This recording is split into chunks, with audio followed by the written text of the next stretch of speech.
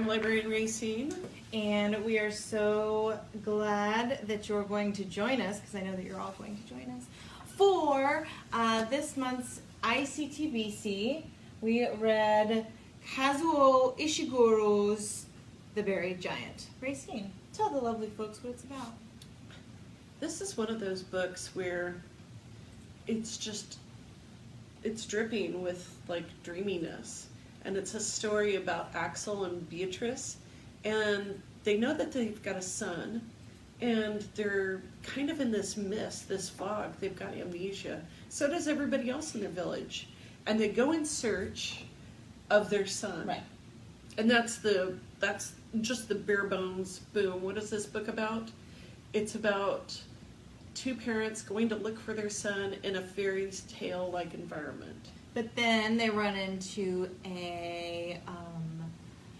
the soldier, right, Whiston, and they join up with Edwin, the young boy, and they go and slay a dragon, and they run into Sir Gawain, and it becomes steeped in Arthur legend, King Arthur legends, and myths. Well, and there's Britons and there's Saxons, so like Anglo-Saxons. We looked it up because we're smart. We're librarians. I'm trying to get over so I can see if we have any comments. Because if you've read this book, we'd really like to hear from you. It was a difficult book, would you say, Racine? Yeah. We both kind of struggled with getting through it. 3, 2, 1, thumbs up or thumbs down. Oh, no. Okay, then fine. No thumbs. I give No it thumbs. no thumbs. Well, okay. What about you? I would say give it that thumb because That's it's just slightly better than what I gave it. You gave it a thumb. You know what? It's a really rich book. It's beautiful. That's true. This is the guy who wrote Remains of the Day. Right. He wrote Never Let Me Go. Did you ever read Never Let Me Go? So I was supposed to read it for a book club once, and I didn't. Oh my gosh, you got to go back and read it because it was the bomb. Hey, Kyle. Hi, Kyle. Okay, keep going. Sorry, I'm there. Never Let Me Go was like so beautiful. It's the saddest story, but at the same time, it was like this beautiful kind of. Oh my gosh! I'm getting ready to say dreamlike again. So is that his style then to write in this very foggy, ethereal? Well, it progressed. The book progressed. Never Let Me Go. It had action. It had stuff that happened.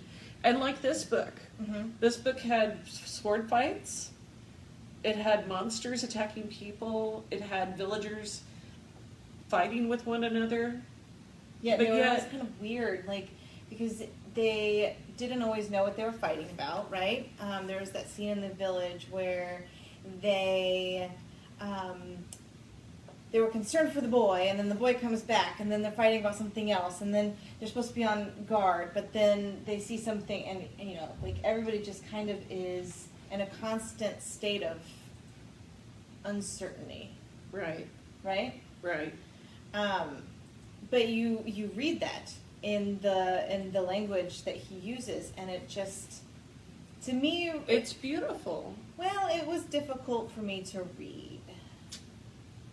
I think it's one of those books where you could flip it open and you could start reading, and it sounds gorgeous. Did you read any of it out aloud? No, I didn't.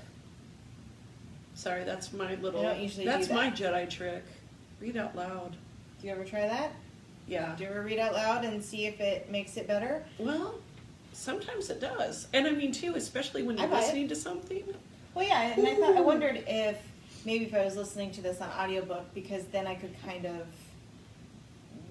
get through some of those things. Sometimes you're kind of forced to get over any weird things. Like when I was reading it, there were sections of it where I was like, what just happened? And then I had to go back and reread it. And when you're trying to do that for a 350-page book, like, that can be kind of difficult. Do you think it's like, this was a book, I think it's one of those books that you purchase and you start reading, and if you can get into it, you'll run with it.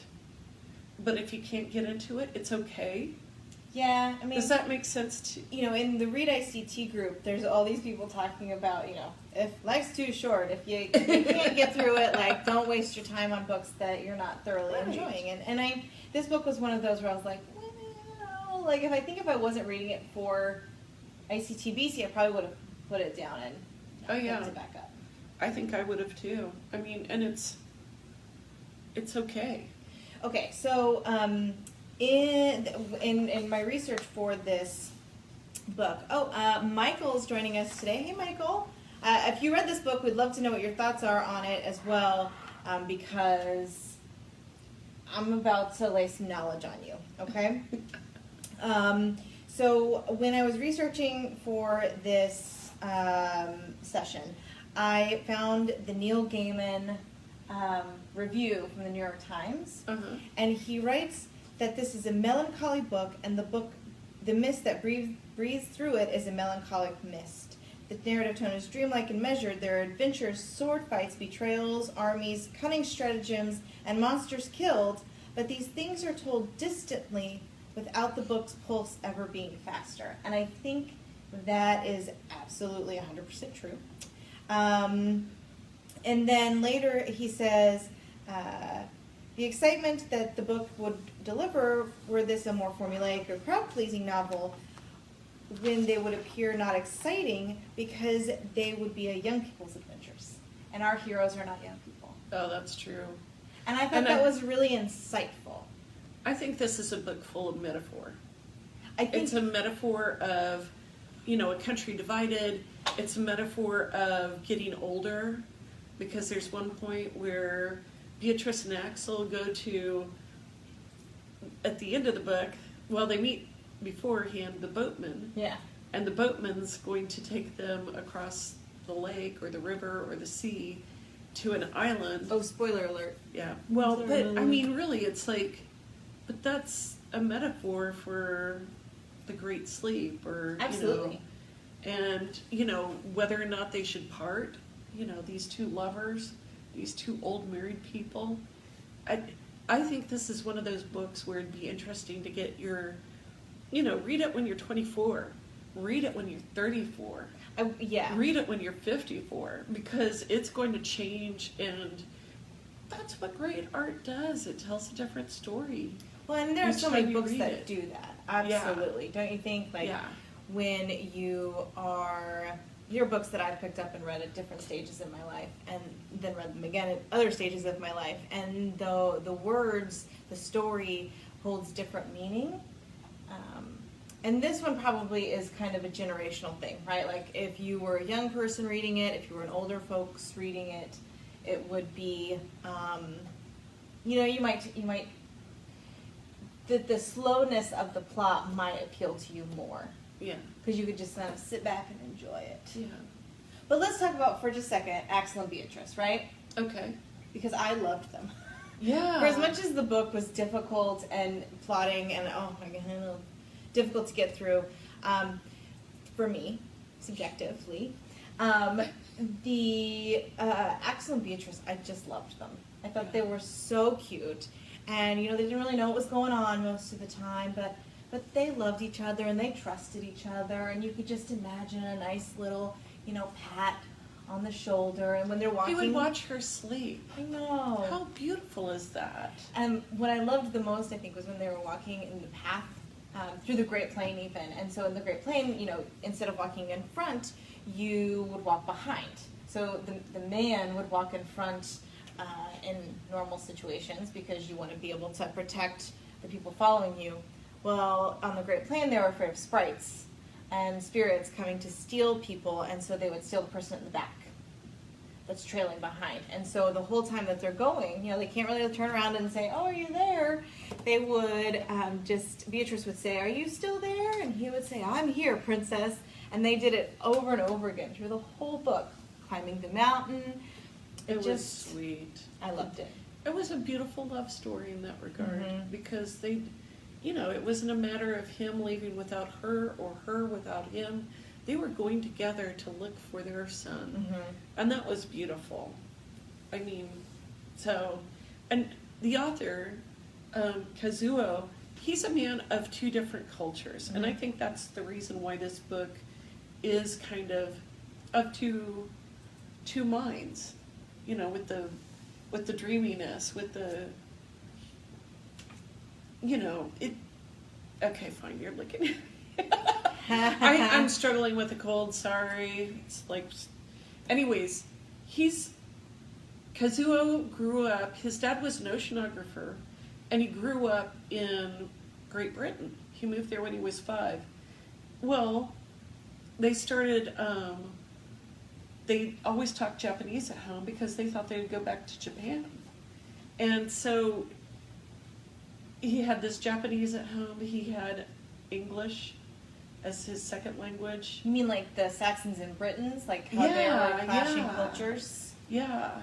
So he knows the clash of cultures. He knows what it's like to be of a place but not really of it. Because like they would go in the different villages, and there were language barriers. Yeah. And you'd have people who could speak both. Yeah. Okay. I'm just throwing that out there. I mean, I okay. So if you have things that you want to add, if you've read, I think this is one of those books where hopefully people all over will pick up this video and say, I thought blah blah blah was interesting, or I thought, having Gawain in there was interesting. I thought it was interesting. Yeah. Because I remember reading Sir Gawain and the Gallant Knight. Is that what that one was? Or no, wait, the Green Knight. Wasn't it Sir Gawain and the Green Knight? Oh, that was Gallant. Okay, sorry. I don't remember. Anyways, well... Tell us how wrong we are, because we remember things. Maybe there's a mist in here, and we didn't even know. All right. Okay, can we talk... It might get a little spoilery, but I don't think that should prevent you. Honestly, if you read this book, plot is not what you're excited about. No. It's language. I think, wouldn't you agree with that? You read I this could book pick for the up this language. book and read out loud and love it. I mean, the language is beautiful. It's so well written. And it's it crafted. is, there are certain parts where you're just kind of like, wow, that was awesome. And then there's certain parts where you're like, wow, that was difficult to get through. Maybe just me. It's fine. I'm okay with that. Listen, I would be honest with you. And so, you can trust me to be honest with you. Now I don't even Let's remember. talk about... The Mist. Were you satisfied with the explanation source of the mist? Yes and no. Okay. Because the mist came from the dragon, right? Correct. And sorry. Oh, it is Sir Gawain and the Green Knight. Oh, you were right. I thought it was Gallant. My bad. Thanks, library. Way to be library in it. Thanks, library. Okay. Well, so anyways, I mean, it made sense that it would come from something living. And I think that it's kind of interesting that, okay, King Arthur made the mist so that people would get along. They would be more apt to, live together in peace. And also forget what he did, right? Right. Like, forget that an army came in and may have massacred your family. Right. I don't know. Is that a good thing to have? But in the offset of that, you've got amnesia? people who, like Axel and Beatrice, who, I was about to say Axis and Beatrice. My bad. Who forget, every part of their life, and they live very much. It reminded me of like Soma in Brave New World, right? Where that's like super easy to control people, and they go about their business and they do their thing, and then they die and like whatever. But it was a way to keep control of people. Only it was caused by a dragon and not a drug that they would take. That's really interesting. Good point. Thanks. I make them sometimes. All right. So do you feel like we got started a little bit late, so I want to make sure that we don't run this too much longer. Okay. Looks like we got about 6 minutes left. So what else would you like to discuss? Let's talk about one other thing. Well- One. You get one. Really though, would you read this again? Oh, maybe in a different time in my, like when I just, You've got to read Never Let Me Go. I'm I just telling you do. right now. it's on my You've list. got to read Never Let Me Go. You know what? Start with it because it is so. Well, It's so beautiful. It's so sad. It's so heartbreaking. But but it's I don't like life. sad stuff. I like happy things. Okay. Most of the time. All right. Well, let's talk about read-alikes. Okay, but one more thing Oh. that I just want to say about this. Okay. And that is when I was looking at the reviews, a lot of people said, I read all of his other books and I loved them, and this is nothing like his other books. So, take that and consider it. There Maybe you it is go. a good place to start because you don't have that love of his other. Maybe. But maybe you do what you want. We've given Okay, you a let's lot of talk ideas about about it, and you read-alikes. can decide whether or not to pick it up. If you don't want to pick this up, then let's talk about some of the read-alikes we have. I was thinking Stardust by Neil Gaiman. Oh, that came up a lot. Mm-hmm. Yeah. I've seen the And movie, but I have not read the book. It's like action-y where this one didn't have the action. Mm-hmm. I mean, that would be a good book. Stardust, it's about a kid from a small town who he sees a falling star and he's going to get it for his love by Neil Gaiman. So you could try that one. There is also Major Domo Minor by Patrick DeWitt. He's the guy who wrote The Sisters Brothers. I didn't read that one either. Oh, okay. Well, I just got judged. I think. it's no. I didn't mean to do that. I think I did. No. Good. Tell them to find books with Anyways, this one. it's kind of a fantasy-like tale where the odd duck, the man who can't ever tell the truth, goes and takes care of the outpost. So I think that one, and it's kind of quirky and Will you have an fun. unreliable narrator? Yes, that's a good one. Okay, Book of Strange New Things. Michael Faber. I always wanted to read this one. It's about, and I don't know why this one's coming up, but I think it's because of the couples. It's a couple, and he's a missionary, and the wife stays on Earth, and he goes out to a new planet. He's a missionary to a different planet. Yeah. That's weird. Well, and as they go along, it's like his life is vastly different than hers. And, his daily trials and what's happening with the people that are on his planet. And at the same time, Earth is going to pot. And she's just struggling to survive, her and the child. So it was the Book of Strange New Things. Okay. That's one of the recommendations I have. All right. Okay. So, let's talk about some upcoming wonderful things that are happening tonight and tomorrow night. Tonight, we're wrapping up our big read, Wichita. And so tonight we have one of our featured events out at the Mark Arts. They are going to have a panel of artists discussing survival in... survival is insufficient. Survival is insufficient, thank you, which is a major theme of the book. And they're going to talk about art in a post-apocalyptic world. Anyway, it should be really interesting, fascinating. Well, and why do we need art in our lives? Right. That's tonight. No, it's November. It's not October. It's November 14th at 7 p.m. And then tomorrow night, also at 7 p.m., that'd be November 15th. Maybe you've heard, but Emily St. John Mandel, who wrote the Big Read book selection, Station 11, is going to be here. So that's going to be at our Friends Alumni Hall also at 7. We're going to have a book signing. So for all those books that you may have picked up at our kickoff or any of our other featured events, or maybe you just bought your own copy because we wanted to support some of our partners. Come and see it and come and see the author and get the book signed. It's going to be awesome. And I personally can't wait for that. So, hey, next month, let's talk about that. Next month, in December, we're going to wrap up our Read ICT year, and we are going to read The Good Luck of Right Now, which I believe we chose as category 1, which was a library book, right? Right. Because we wanted ours to be cutesy. There's a girl-brarian in it. Girl-brarian? Instead of a librarian. Are we girl-brarians? I'm a girl-brarian. I'm a don't you lady-brarian. know? You're a lady-brarian. There you go. Okay, tell the lovely folks what it's about. Okay, Bartholomew has always lived with his mom, and his mom passes away. He's 38. He doesn't know how to deal with life.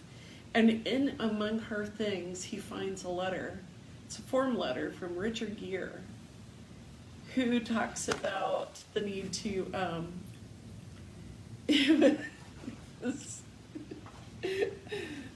anyways, so Richard Gere, he begins a one-sided correspondence with Richard Gere. As you do.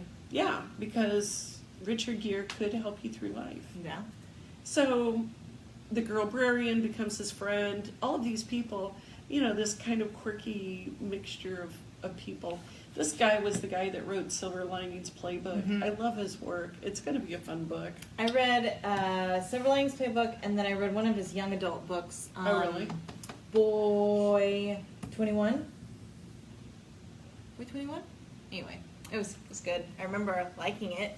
So join us next month. Join us next month.